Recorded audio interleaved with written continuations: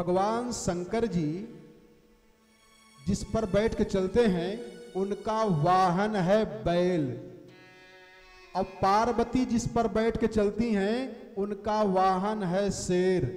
शेर और बैल एक साथ में रह सकते हैं? शेर खा जाएगा बैल को। विडंबना है कि नहीं विडंबना है? गणेश जी का वाहन है चूहा, सदानंद भैया का वाहन है मयूर। और चूहा मयूर एक साथ कैसे रह जाए? भगवान शंकर जी के गले में रहता है सर्प, और गणेश जी आते हैं चूहा पे बैठ के। सर्प चूहा को देखे तो दौड़ के खा जाएगा। विडंबना है कि नहीं विडंबना है? तीसरे नजर में भगवान के शंकर जी के अग्नि है, और जटा में गंगा जी हर हर हर हर बह रही हैं। अग्नि और जल एक साथ में। सर्प के कंठ में विष है, और भगवान के जटा में चंद्रमा में अमृत है। अमृत और विष दोनों एक साथ में। जल और अग्नि दोनों एक साथ में। शेर और बैल दोनों एक साथ में। चूहा और सर्प दोनों एक साथ में। परिवार में विडंबना है कि नहीं विडंबना है? कितनी विडंबना है। लेकिन बाबा मस्त रहते हैं, हमेशा मस्त रहते हैं। उस मस्ती का कारण क्या है? और हमारे आपके जीवन में जरा सा विडंबना आ गई ने, इसलिए कथा सुनना जरूरी होता है। कितने लोग ऐसे अज्ञानी मूर्ख हैं कि थोड़ा सा भी कष्ट आया तो आत्महत्या करके मर जाते हैं। और उसका मूल कारण क्या है जानते हो? कथा न समझना, कथा न सुनना। आप ऐसे क्षेत्र में आपका जन्म हुआ है, इन्हीं प्रयागराज की परम पावन भूमि में देख लिया करिए। साधु आते हैं, एक समय का भोजन नहीं है, लेकिन फिर भी वो मस्ती में मस्त रहता है। एक सेठ थे, थोड़ा समझ लो। सेठ जी बड़े आदमी। एक दिन अपने मुनीम को बुलाया, कहा इधर आओ। आओ मुनीम आया, कहा जरा हमारे पूरे संपत्ति का काउंट करो तो। अब लगा बेचारा कैलकुलेटर से जोड़ने घटाने कितना इनके पास संपत्ति है। एक हफ्ता में जोड़ के बता पाया कितना खरब रुपया आपके पास इतने की संपत्ति है। तो कहा जितना व्यय हमारे पीढ़ी में हुआ उसी हिसाब से जोड़ो कि हमारी कितनी पीढ़ी खा सकती है बैठ करके। हमारा बेटा, हमारा पौत्र, हमारा प्रपौत्र। अब बेचारा 15 दिन में जोड़ा घटाया। कहा महाराज 14 पीढ़ी आपकी बैठ करके भोजन कर सकती है। और सेठ ने कहा कि हे भगवान 15वीं पीढ़ी का क्या होगा? बस चिंतित हो गया, बीमार हो गया। अब ठीक ही न हो, चिंता सता दिया कि 15वीं पीढ़ी का क्या होगा। अब इतना चिंता सताया, वो बीमार। और उसका लड़का जो था धार्मिक था, कथा सुनने जाता था, और जो महात्मा जी कथाकार थे उनसे उनका संबंध था। एक दिन गया और कहा गुरुजी पिताजी हमारे बीमार हो गए, बड़े बड़े अस्पताल में बड़े बड़े डॉक्टरों को दिखाया, ठीक नहीं हो पा रहे हैं। तो कहा अपने पिताजी को लिवा के आओ हमारे पास। तो कहा ठीक है महाराज। अपने पिताजी को लिवा के गए और प्रणाम किए। तो भाई बड़े आदमी थे, बड़ा सामान वामान लेकर के गए, सब चढ़ाए उड़ाए।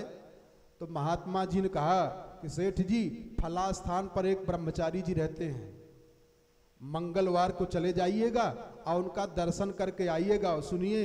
कहा हाँ महाराज। कहा राजा के यहाँ, गुरु के यहाँ, कन्या के यहाँ खाली हाथ नहीं जाना चाहिए, कुछ लेके जाना। सेठ जी ने कहा ठीक है। बड़े आदमी तो थे ही वो।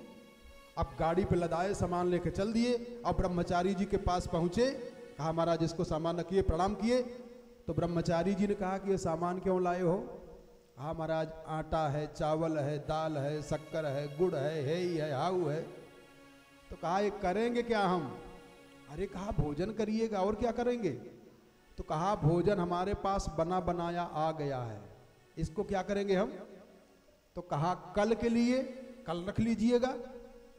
तो उस ब्रह्मचारी जी ने कहा कि जिस परमात्मा ने कृपा करके हमको पैदा किया है, सब व्यवस्था कर रहा है, उसकी इच्छा होगी तो कल रहूंगा, उसकी इच्छा नहीं होगा तो चला जाऊंगा। हटाओ इसको, ले जाओ।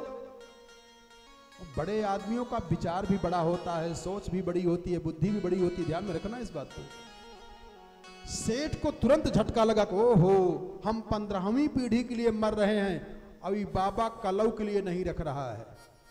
साष्टांग प्रणाम किया। कहा बाबा बस हमारी दवा ठीक हो गई, और गया घर में ठीक हो गया। बीमारियों का कारण है चिंता। प्यारे ध्यान देना, विष निकला है, और जब विष निकला है उस विष को पीना है। जीवन है अगर जहर तो पीना ही पड़ेगा। लेकिन कैसे पीना है? हर आदमी के जीवन में जहर है, उसको पान करना पड़ेगा। ये कथा से सीखोगे।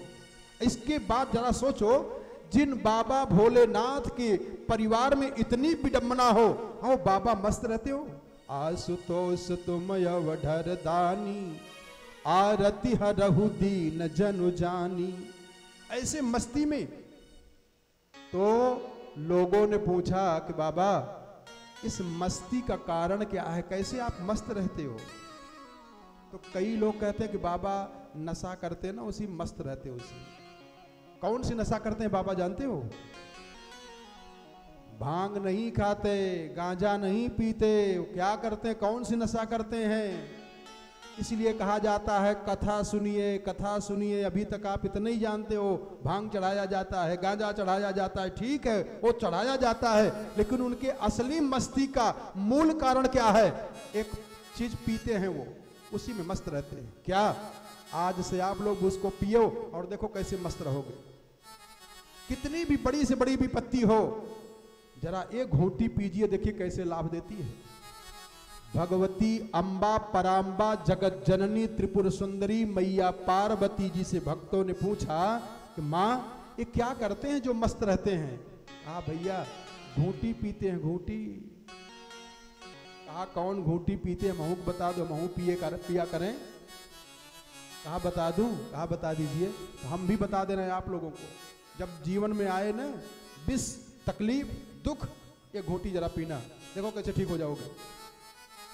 मैया ने बताया कि तुम पूनी राम राम दीन राती, तुम पूनी राम राम दीन राती, सादर जप हो अनगया राती, सादर जप हो अनगया राती, तुम पूनी राम राम दीन राती, तुम पूनी राम राम दीन राती, सादर जप हो अनगया राती, सादर जप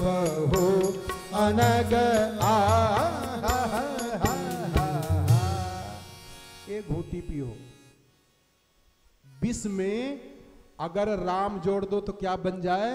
विश्राम। जीवन में विश्राम चाहते हो तो भगवान से जुड़ जाओ, आनंद मिल जाएगा, आराम मिल जाएगा। इसके बाद उच्चैश्रवा घोड़ा निकला, ऐरावत हाथी निकला, कौस्तुभमण निकला, ऐसे बहुत बहुत चीजें निकली गई। और बाद में धनवंतर जी निकले अमृत का कलश लेकर के, और कलश के ऊपर तुलसी दल लेकर के। ध्यान देना, तुलसी दल उसी कलश के ऊपर है। अब परंपरा मत भूलिए प्यारे, अपनी परंपरा को विशेष बनाए रखिए, उसी से कल्याण होगा। अरे आंगन में तुलसी मैया, जा में बसते कृष्ण कन्हैया। ये है दशा, मनी प्लांट लगाए बैठे हो। अरे आंगन में तुलसी मैया, जा में बसते कृष्ण कन्हैया। अरे कर ली जो हरि का ध्यान, आगे की राह कठिन है। हे हो कर ली जो हरि का ध्यान, आगे की राह कठिन है। आंगन में तुलसी मैया, जा में बसते कृष्ण कन्हैया। आंगन में तुलसी मैया, जा में बसते कृष्ण कन्हैया। कर ली जो है हो कर ली जो हरि का ध्यान, आगे की राह कठिन है।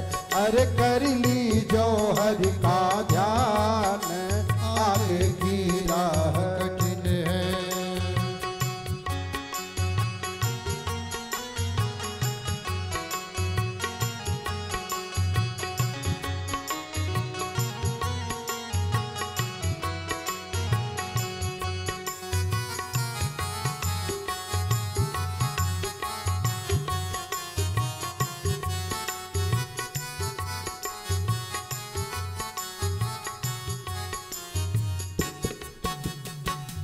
सावधान होकर के जरा समझें। घर में कन्या खेलत हैं, जाको ऋषि मुनि सब सेवत हैं। घर में कन्या खेलत हैं, जाको ऋषि मुनि सब सेवत हैं। घर में कन्या खेलत हैं, जाको ऋषि मुनि सब सेवत हैं। जितने लोग लड़कियों को देख करके चिढ़ते हो या परेशान होते हो, आज से अपनी भावना बदल दीजिएगा। लड़कियां घर के आपके दोष को मिटा देती हैं बिना किसी कारण के। आप अगर वास्तु दोष मिटवाओगे, विद्वान पंडित बुलाओगे, जप कराओगे, धन खर्च करोगे, तब पर भी उतना कल्याण नहीं हो पाएगा जितना लड़कियां घर में आ जाती हैं और वो कल्याण करके चली जाती हैं। वो आपसे दक्षिणा लेने के लिए नहीं आती हैं, आपका कल्याण करने के लिए आती हैं। ये उनकी विशेष होता है, कृपा है उनकी। बड़े बड़े ऋषि, बड़े बड़े महर्षि कन्याओं के पैर की पूजा करते हैं। केवल नवरात्र में 9 लड़कियों की पूजा विधि कर दीजिए, विधि से केवल 9 दिन बस। बड़ी से बड़ी विपत्ति, बड़ा से बड़ा ग्रह टल जाए आपका, केवल 9 दिन नवरात्र में लड़कियों की पूजा कर दीजिए। लेकिन आज विडंबना क्या है? किसी आदमी की पत्नी गर्भवती हो और उससे पूछा जाए भैया क्या हुआ, लड़की पैदा हुई, जैसे मर गए हैं। इनको पता नहीं लग रहा है कि जो जन्म लेता है वो अपने भाग्य से आ रहा है। वो लड़की पैदा हुई है तो अपने भाग्य से पैदा हुई है। वो माता पिता के धन वैभव को बढ़ाएगी, घर के वास्तु दोष को मिटाएगी, पक्का जान लो। और एक बात ध्यान में रखना, जैसे आपका विवाह हुआ है, किसी ने आपको कन्यादान किया है, अरे तुम भी कन्यादान करके इस कर्ज से तो मुक्त हो जाओ। घर में कन्या खेलत हैं, जाको ऋषि मुनि सब सेवत हैं। घर में कन्या खेलत हैं, जाको ऋषि